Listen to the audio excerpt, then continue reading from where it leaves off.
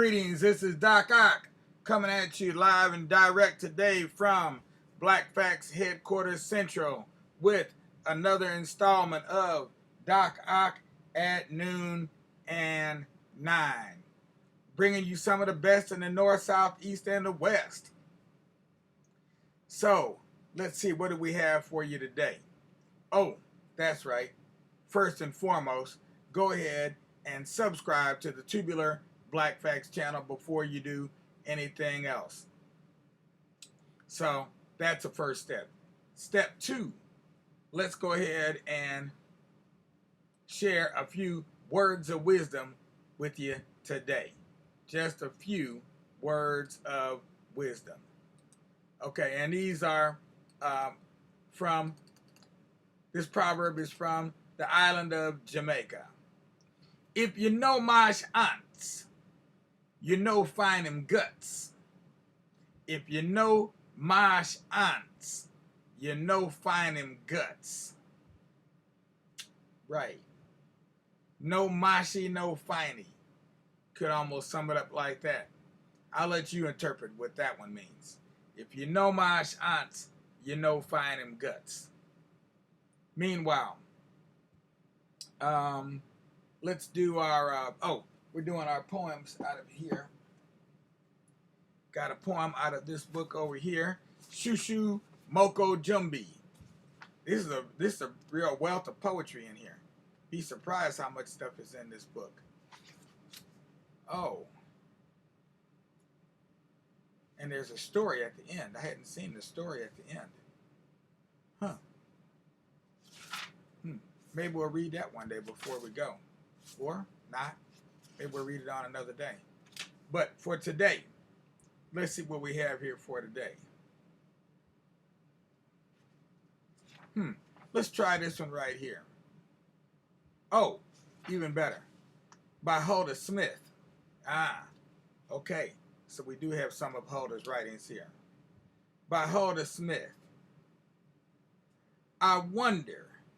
He sits a while, languidly smoking, thinking. His black leathered recliner is hardly a contrast to his own hue.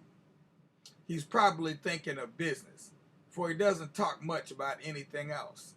Now and again his receding forehead furrows into depths of concentration that relaxes into calm.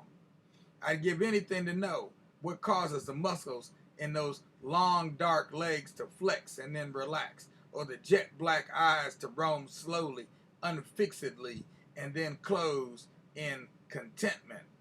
He never sees me studying him when he's this way, but from my seat across from him, I look at him and love him, and I wonder, is he thinking of me? And I wonder, is he thinking of me? Vintage Huldah Smith from way back in 1974 when Huldah was one of Althea's students, apparently. Very interesting. Or maybe she was just a co-author. But I thought that this was a book of Huldah's poems and her students' poems. So that's what, the poetry and prose of the Black Writers Workshop. So maybe she was just a member of the Black Writers Workshop. We'll have to investigate that some more later. Meanwhile, we're moving right along here. Moving right along to our story of the month, which is The Fences Between by Norma Marcere, about her life as a young black woman growing up in Northeast Ohio. Excellent book to read. Excellent book to read. Okay, so let's get this party started. Let's get this party started. And see, where did we leave off at the other day? Oh, that's right. We left off here where Buster had taken them to Akron to see, her and a girlfriend, to Akron to see the Mills brothers. And when they got back, Percy traced them out about going anywhere with anybody out of town like that in a car when he was right there perfectly able and willing and able to drive them. Percy was furious. Do you know how close you came to being in jail this morning? What? Or even shot to death.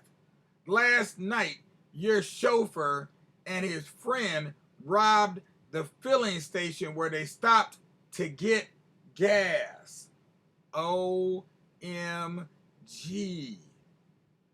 I know you had no idea what was happening, but no judge, no court in the land would believe you were not accomplices or decoys to distract the victims as to what was going on. Wow. From that time on, Percy escorted Vera and me to all out-of-town events. Mom had to admit she was impressed with Percy, his dress, his manners, and his courteous attention to her. She never mentioned his color or the skin color of any of my dates, but I sensed an unspoken criticism of my male companions. My taste lacked discrimination. None of my dates met the standards befitting a young woman who had graduated from a normal school college, as opposed to an abnormal school, I guess that is. I don't know. It's kind of an odd name, a normal school. Makes you wonder sometimes how you keep from going under. Percy always brought Mom a box of chocolates, candy, or flour when we went to a dance, announcing he would have her daughter home by such and such a time. He was also lavish with the corsages he gave me on special occasions. Our favorite flower was the fragrant white gardenia. Oh, yeah. When I asked permission to invite Percy to have Thanksgiving dinner with us, Mom had no objections. There was no need to explain. He was a long way from his family in Mississippi, and that I was grateful for the many dinners he had treated me to, not to mention his being my only dance escort. After papering the dining room and buying a tablecloth and some dishes at the Atlantic Tea Store, I felt comfortable about inviting Percy to sit down to our dining room table.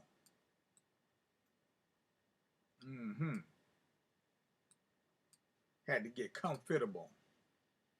There we go. Let's try that.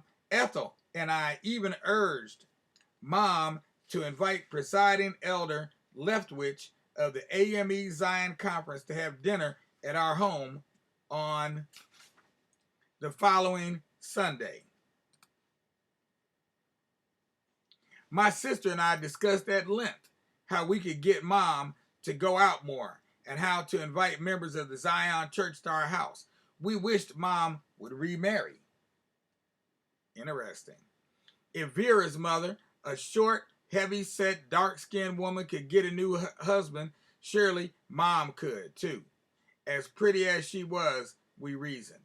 That beautifully exciting Thanksgiving Day in 1929 combined celebrating my 20th birthday, which had occurred a month earlier. In the air was a disturbing premonition of some new beginnings. It was the first time I had planned and prepared a formal 4-course meal at home. It was the first time for the Snipes family to have a gentleman guest to dinner. It was the first time for all of my sisters and brothers to be together around the dining room table since my senior year in high school. 3 years earlier, Mom sat at the head of the table. Eugene, then 16, sat at the other end. Percy sat opposite me with Virginia and Carl on either side. Ruth and Ethel sat on my side of the table. I had no way of knowing this would be my last Thanksgiving dinner at our dining room table in my childhood home. After dinner, Mom and Percy and I lingered at the table in less than a relaxed atmosphere. Mom was asking Percy such questions as, how old were you when you left home? Your father is a minister? How large is his congregation? Did you graduate from high school? Oh, she giving him the 5th degree here, the 3rd degree rather. Um, will you go to college someday? You say your sister's a nurse in Brooklyn, New York. Is she married or single? Mom, Mom is going in deep. Do you plan to move back to Mississippi? I interrupted. I was embarrassed by the tone of Mom's questions. I rattled off nervously. Maybe we could go to the piano and sing. I can play Row, Row, Row Your Boat. Or When a Red, Red Robin comes bob, bob, bobbing along. And among my souvenirs, Mom sings soprano, I sing alto. Mom, you ought to hear Percy whistle My Blue Heaven. We sang a song or two, but I played clumsily. The three of us returned to the now cleared table, courtesy of Ethel. The box of chocolates Percy had given to Mom had been placed on the table, waiting to be opened.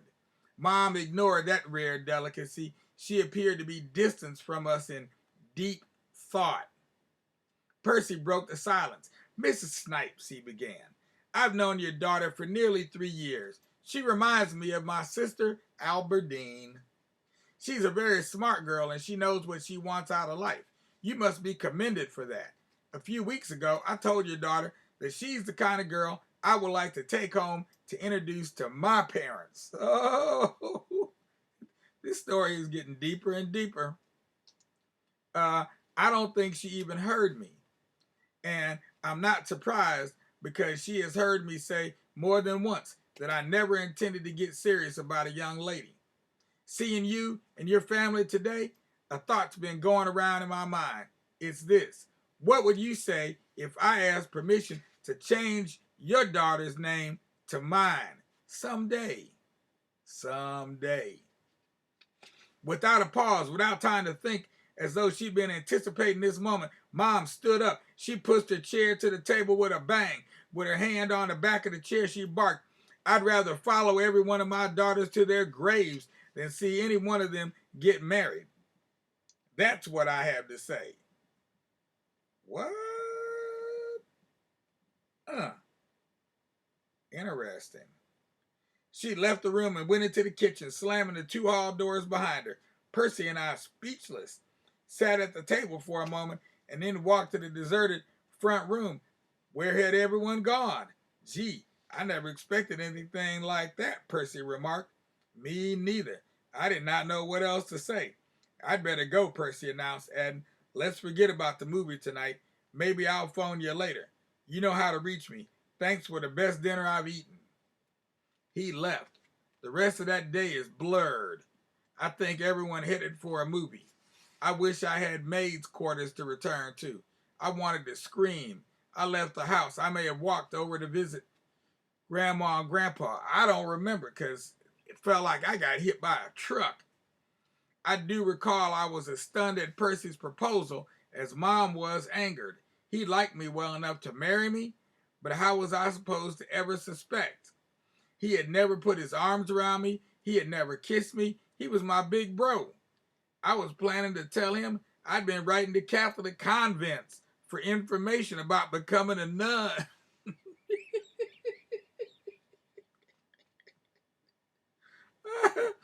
There would be security there, and I could pursue a teaching career.